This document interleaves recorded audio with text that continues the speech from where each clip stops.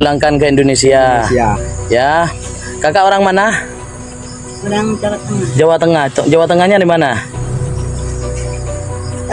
Batang. Batang. Oke, nanti saya cari informasi ya, Kak.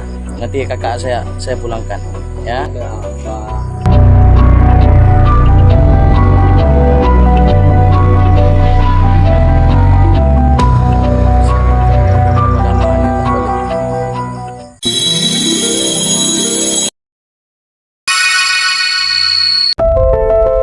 Kisah ini bermula dari penemuan oleh para YouTubers yang sedang berkelana di hutan rimba, Malaysia.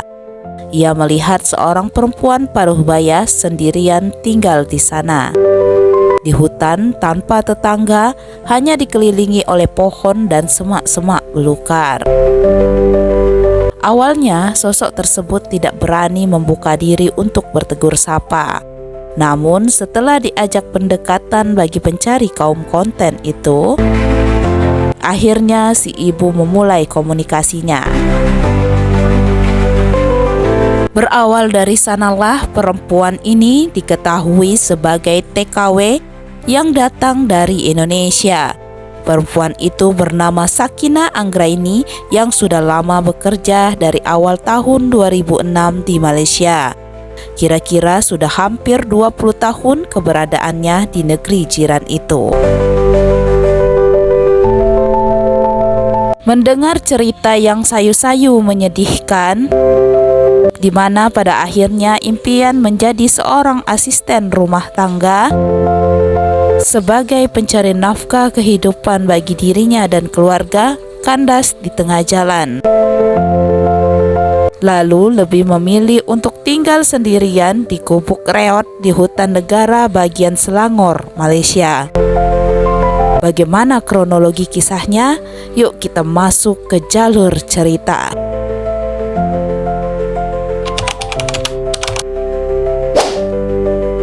Nama Sakina Anggraini adalah nama yang melekat pada dirinya setelah ia menjadi tenaga kerja wanita di Malaysia. Nama asli atau nama sebenarnya adalah Ribut Uripa, yang berasal dari desa Cadirejo, Batang, Jawa Tengah. Ribut adalah wanita yang sudah menikah dan memiliki anak perempuan berusia 4 tahun bernama Istiana pada tahun 2006 kala itu. Karena nasib mujur belum menyertainya di saat itu membina rumah tangga, dan karena sang suami tidak memiliki tanggung jawab, Ribut mencoba opsi kehidupan lain untuk menghidupi keluarganya dengan mengambil jalan bekerja sebagai TKW di tanah Melayu adat itu.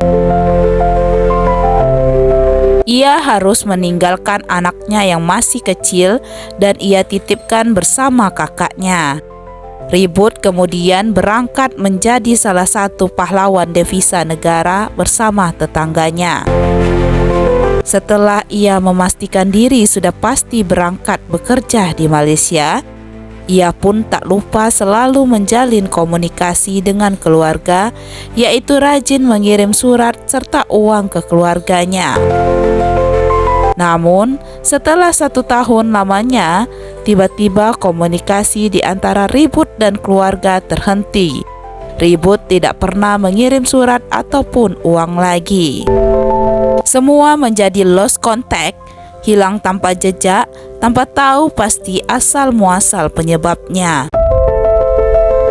Semenjak dari hal itu, keluarga di Batang merasa ada yang ganjil terhadap penghidupan Ribut di sana. Bagaimana kabarnya? Ada apa dengannya? Kenapa tidak ada lagi komunikasi via surat yang datang ke Indonesia? Apakah ia pindah kerja atau memang sengaja tidak berkabar?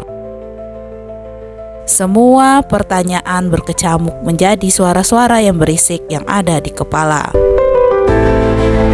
Hingga akhirnya keluarga pun berinisiatif untuk menanyakan perihal ini kepada pihak agen. Namun sangat disayangkan, pihak agen hanya menjelaskan kemungkinan yang bersangkutan pindah kerja atau mengganti namanya sehingga tak bisa dilacak keberadaannya. Hal ini pun diungkap oleh Misni yang berusia 60 tahun, merupakan kakak ipar dari Ribut Uripa. Melihat kemungkinan kecil, Ribut sudah dianggap antara ada dan tiada bagi keluarga. Sajak itu, keluarga sering mengadakan rutin pengajian dan yasinan untuk mendoakan Ribut yang mungkin masih hidup atau sebaliknya. Harapan doa disertakan untuk segala kondisi yang bisa saja terjadi kepada Ribut saat itu. Pada tanggal 6 Maret 2025, sosok Ribut menjadi atensi besar bagi publik atas kehidupan sebagai TKW yang memprihatinkan. Di kehidupan minimal atau sederhana seorang diri, Ribut selama hampir 19 tahun itu terhentikan setelah video berdurasi 2 menit 18 detik itu viral. Ribut kemudian kembali ke Indonesia melalui proses yang cukup cepat dilakukan oleh pihak terkait. Akhirnya kembali ke Indonesia di Desa Candirejo, Indonesia, yang telah lama meninggalkan anaknya yang sekarang sudah mengenyam perguruan tinggi. Reaksi keluarga menjadi haru biru, bahagia, dan sedih bercampur aduk rasanya. Bahagia bahwa sosok Ribut masih hidup dan sehat di sana. Sedangkan sedihnya, kenapa nasib Ribut semenyedihkan itu selama puluhan tahun lamanya di negeri seberang. Berharap mendapatkan penghidupan yang lebih baik. Malahan yang didapatkan adalah seperti terdampar di negeri lain. Kejadian miris yang menimpa Ribut terjadi karena banyak faktor. Ribut adalah salah satu dari berapa banyak yang masih terselamatkan. Dalam sistem penyaluran tenaga kerja oleh beberapa agen, sering terjadinya ketidakpastian yang bisa menimpa para pekerja, termasuk hilangnya akses komunikasi dan perlindungan. Banyak TKW yang menjadi korban penipuan dan eksploitasi, sementara pihak keluarga seringkali kehilangan kabar atau informasi tanpa jejak tanpa sebab. Diharapkan dengan adanya kehadiran undang-undang dan regulasi yang lebih ketat di Indonesia untuk melindungi para TKW agar kejadian serupa tidak akan terulang kembali di masa depan. Butuh adanya peningkatan sistem informasi, komunikasi, serta perlindungan bagi para pekerja migran agar dapat terhindar dari kejadian yang serupa. Pemerintah dan masyarakat perlu bersinergi untuk menciptakan lingkungan kerja yang aman dan nyaman bagi pekerja luar negeri yang dapat menjamin pasti akan hak-hak mereka terpenuhi.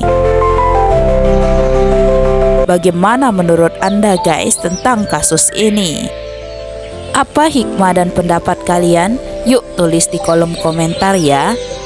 Thanks guys, see you and bye-bye.